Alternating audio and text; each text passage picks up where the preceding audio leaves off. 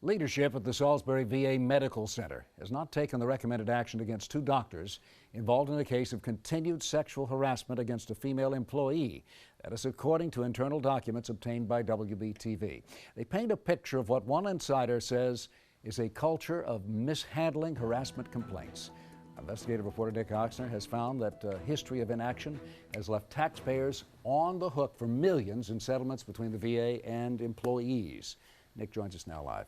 Yeah, Paul, an employee at the Salisbury VA reported being sexually harassed by her boss, the assistant chief of staff, last year. A federal hearing officer found the complaints to be true. But instead of stopping the harassment, the hearing officer found local VA leadership let it continue. The VA spent more than $5 million last year to settle employee discrimination complaints, a figure that doesn't include money paid to settle other types of complaints for whistleblower retaliation or benefit disputes. The cash register is continuing to ring up dollars, public funds that are going to be paid out to help the victim. And that's the waste of taxpayer funds. Roger French worked in human resources for the VA for nearly 4 decades. Now he helps VA employees file complaints to expose wrongdoing. Are veterans being well served by this culture? No, not at all. Not at all. This is criminal because veterans are being denied what they're owed. French brought us information about a case at the Salisbury VA Medical Center, where last year an employee reported being sexually harassed by her boss, the Associate Chief of Staff, Dr. Parag Dalsanya. According to documents obtained and reviewed by WBTV, the harassment included questions and comments about the woman's sex life and continued over a period of time. The woman reported the harassment to the hospital's Chief of Staff, Dr. Sabaro Pemaraju, documents show, but the harassment continued. The immediate supervisor should have taken the action to discipline, in this case remove, for the egregious comments and conduct. This summer, a VA hearing officer found Pamaraju's failure to take action on the complaints against Dalsanya exposed the female employee to continued abuse and recommended Dalsanya be fired and Pamaraju be removed from a supervisory position. But that didn't happen. Instead, emails reviewed by WBTV between Joseph Vaughn, the director of the Salisbury VA, and his boss, VISN 6 Director Deanne Seekins, shows leadership got advice from lawyers on ways to avoid taking any action beyond the written reprimand Dalsanya had already gotten. Nothing happened to Pamaraju. You have an individual who's been sexually harassed, egregiously sexually harassed, nothing done to the individual that did the harassment by the leadership. And it's been ignored, and it continues to be ignored. Seekins, Vaughn, and VA leadership in Washington all refused requests for an on-camera interview, but did send a statement saying in part, quote, the responsible employee was disciplined. But the statement didn't address the finding by the VA hearing officer that the discipline against Dalsanya wasn't appropriate and should have been more severe, and said nothing about why Hospital Director Joseph Vaughn and Regional Director Deanne Seekins allowed Pamaraju to stay on as Chief of Staff, even after the hearing officer recommended he be removed. They should be removed. Both of them should be removed, and leadership should be put in there because they're abusing their authority. Welcome to the new VA. French, the veteran VA Human Resources Director, says this case will likely end up another instance where taxpayers and veterans have to pay. Billions and billions of dollars put into the budget to provide patient care is being pulled out of the budget to pay for EEO and whistleblower abuses. Now, I also reached out to both Drs. Dalsanya and Pamaraju, asked if they want any comment of their own for this story. Neither of them responded to the request. You can read more details about the harassment and this specific complaint online right now at WBTV.com. I suspect we'll hear more about this before it's over. Nick, thank you very much. Last week, we exposed details of a sexual harassment complaint filed against a doctor at the Salisbury VA named Parag Dalsanya, who later a VA hearing officer determined wasn't properly disciplined by his boss, the Chief of Staff, Dr. Sabaro Pemaraju. Earlier this year, an EEO hearing officer at the VA found Pamaraju only issued Dalsanya a reprimand after a female colleague at the hospital reported being sexually harassed. The hearing officer also found Pamaraju failed to take effective action to stop the harassment. As a result, the hearing officer said Dalsanya should be fired and Pamaraju should be removed from any supervisory position within the VA. But documents obtained and reviewed by WBTV show that didn't happen. And leaders at the Salisbury VA and in the VA's regional office got advice from VA lawyers on ways to justify keeping both men in their jobs. But today, WBTV has learned that following our story last week, both Dalsania and Pamaraju have been moved to non-supervisory positions. The move comes after Salisbury VA Director Joseph Vaughn sent an email to all staff last week telling them to ignore our investigation and to focus only on positive news about the VA. Today, through a spokesman, Vaughn said he couldn't discuss ongoing personnel actions, but issued a statement saying in part, quote, "I take all forms of harassment very seriously, and I expect my employees to do the same. It is important to me for our veterans and staff to know that every allegation of harassment presented to our management team is thoroughly assessed through various means of investigative tools, and if founded, discipline is rendered." Now, VA leaders still have yet to answer our questions about why this action wasn't taken prior to our story. Both Drs. Dalsania and Pamaraju have declined to comment on this ongoing investigation. For now, reporting in the newsroom, Nick Oxner, back to you. New tonight, a WBTV investigation has uncovered allegations of retaliation within senior ranks of the VA here in North Carolina. Chief Investigative Reporter Nick Oxner has obtained copies of internal whistleblower complaints detailing instances where the regional VA director created a hostile work environment. Nick joins us now to break down why these allegations could have a negative impact on our veterans. Nick?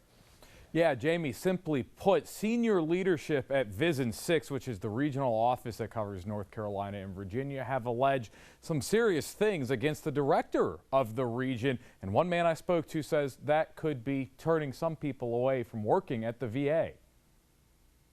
Deanne Seekin serves as the director of the VA's VISN 6, the regional office that oversees VA health care in North Carolina and Virginia. She's now the subject of 3 internal whistleblower complaints accusing her of retaliation and abuse filed with the VA's Office of Accountability and Whistleblower Protection. One of my clients at VISN 6 is experiencing that right now. They tried to remove him without any basis to do so. Roger French is a retired longtime VA human resources officer who now counsels whistleblowers who want to report wrongdoing within the government. The client he's talking about is a man named Joseph Edger, who is Seekin's second in command as deputy VISN director. He filed this complaint accusing Seekins of abusing her authority, defaming, and even threatening him. French says the problem stemmed from the fact Edger had to discipline Seekins when she ran the Durham VA Medical Center before she became Edger's boss. He had to call her out as a facility director for running the budget $20 million in the hole. So his boss gave him marching orders to counsel her, and he did that. And she's made his life miserable and is now his boss. That's how it works. WBTV's reviewed whistleblower complaints of 2 other employees in the regional office, too. Like Edger's, the 2 other complaints also allege harassment, retaliation, and abuse of power by Seekins. Since filing his whistleblower complaint, Edger, a retired lieutenant colonel with years of managing health care in the Army, has been removed from his role as a deputy director and reassigned to a non-supervisory job. They don't protect employees. They open them up and make them vulnerable. The president has said, we're going to get rid of the bad apples. Congress has said, we're getting rid of the bad apples. The public thinks the VA's gotten rid of the bad apples. That's not their focus. The focus is to get rid of people who provide insight and who blow the whistle on illegal activities. French says he sees cases like these playing out within the VA across the country. A fact, he says, that makes it harder to attract top talent to care for veterans. Employees are demoralized nationwide, and you see 50,000 vacancies in the VA. You know, a lot of those are physicians and professionals. They don't want to have their career wrecked. The leadership culture at the VA is costing taxpayers millions of dollars. Millions and millions. It's running off talent. Absolutely. It really has an impact. And can't recruit. Can't recruit. So are veterans being well served by this culture? No, not at all. Not at all. Now, a spokesman for Seekins has refused to respond to our request for a statement for this story, saying that we needed to get permission from Edger for them to say anything. But that didn't stop Seekins from sending an email to the entire VISN 6 region staff. Headline, negative news story, in which she questions the legitimacy of our story because she says she only knows about 1 whistleblower complaint. Guys, back to you. We know you'll stay on top of it watching it for us. Nick, thank you. This email from mid-December shows leadership at the U.S. Department of Veterans Affairs wanted to cut a deal, offering Edger a new job at his same pay grade, but not in any kind of supervisory role like the one he'd be leaving. Instead, working remotely from home in procurement and logistics. It came through a federal government office that investigates and tries to resolve whistleblower complaints. And it came with a catch. The VA leadership wanted it done quickly, specifically by the end of the year. Why? The email says the person with authority to make the offer was retiring. Multiple sources tell WBTV the person retiring was then VA Deputy Undersecretary for Health Operations and Management, Steve Young, who was Deanne Seekin's direct supervisor. Edger rejected the offer, and it's not clear whether anyone else in the VA's leadership in Washington was even aware that any offer had been made at all. Nor is it clear how Seekins is handling the complaint process, because her office has refused to produce records related to Edger's complaint and others in response to a FOIA request from WBTV that was filed in mid-October. New records obtained by WBTV show senior leadership within the VA's region, known as VISN 6, accessed Joseph Edger's confidential medical files. Edger got a copy of his privacy report this week, nearly a year after filing a complaint with the VA's Office of Accountability and Whistleblower Protection. In the complaint, Edger alleges his boss, VISN 6 director Deanne Seekins, abused her authority by trying to defame, harass, and threaten him. That's what they do. That's the game.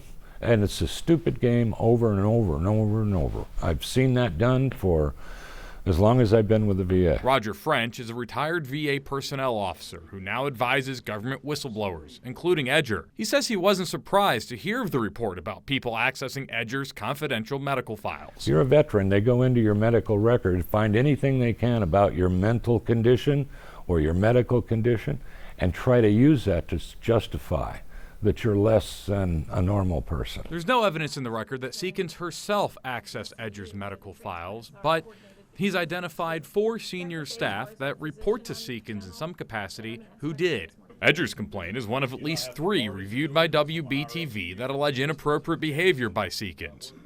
French, the former HR administrator, says he's seen the same kinds of behavior by other senior VA leadership across the country. They do all the same old tricks, and my point is it's not real hard to catch them. We have caught her. We know what she's doing. This is one of our foundational services. As you know, the Secretary has asked that we all. Shortly after taking office, President Trump created the VA Office of Accountability and Whistleblower Protection. Its purpose was to take complaints from whistleblowers and help weed out bad actors in the agency's senior ranks. Now, it's under investigation by the VA's Inspector General, its internal watchdog. How long have you been fighting the VA? You know, this has been going on now for close to 15 months. Joe Edger is one of the many VA employees who turned to the Office of Accountability and Whistleblower Protection for help. He was the number 2 leader in the VA's office that oversees health care in North Carolina and Virginia. You felt like you were targeted by your boss. Yes. You're the number 2 person in the region. Right. And here you were feeling like you were a target. Mm-hmm. Specifically, Edger, a retired Army lieutenant colonel, says his boss tried to fire him for actions he says he took when she ran a VA medical center before she became the head of the regional office. You file a whistleblower complaint. Correct. What happened to that? Her harassment or intimidation and threats started to increase. When Edger first filed his complaint with OAWP, the office was led by a man named Peter O'Rourke, who would later become the acting VA secretary before being removed amid allegations he lied to Congress. Edger and his legal team have accused O'Rourke of working with Edger's boss to try and fire him. I think President Trump, when he put that in place, had good intentions, but I don't think he ever intended for these bad apples or these leaders with unethical and lost values to manipulate this new law the way they have been. Edger found out last month his whistleblower complaint had been abruptly dismissed. Nobody from the office called to let him know. He found out by accident. It's demoralizing, it's intimidation, it's the same game that we see over and over throughout the VA. Stories like his are what prompted the VA's Office of Inspector General to open an investigation to allegations the office was helping to retaliate against whistleblowers and cover up wrongdoing. It's not selfless service, it's selfish service. We sent our previous stories about Edger to House Veterans Affairs Committee Chairman Mark Takano and asked about the OIG investigation into the whistleblower office. Takano issued a statement saying, quote, "This and recent news that the Office of Whistleblower Protection is under investigation raise concerns about an atmosphere ripe with intimidation where whistleblowers fear reprisal. Accountability at VA is critical for our veterans, and the committee will further examine this law during hearings this summer." You don't think veterans are being well served by this process? No, not at all. The amount of money and time wasted on my case alone is distracting administrators, doctors, nurses from providing care. Edger is now appealing directly to the OAWP director to have his case reopened. I know what right looks like, and I know what right does not look like. And this is not right. And if they can do this to me as a senior VA leader, imagine how many other employees out there they can do this to. Previously, the VA has denied any wrongdoing related to the Office of Accountability and Whistleblower Protection, but senior VA spokesmen have said the agency would wait for the Inspector General to finish its investigation before commenting further. Guys, back to you.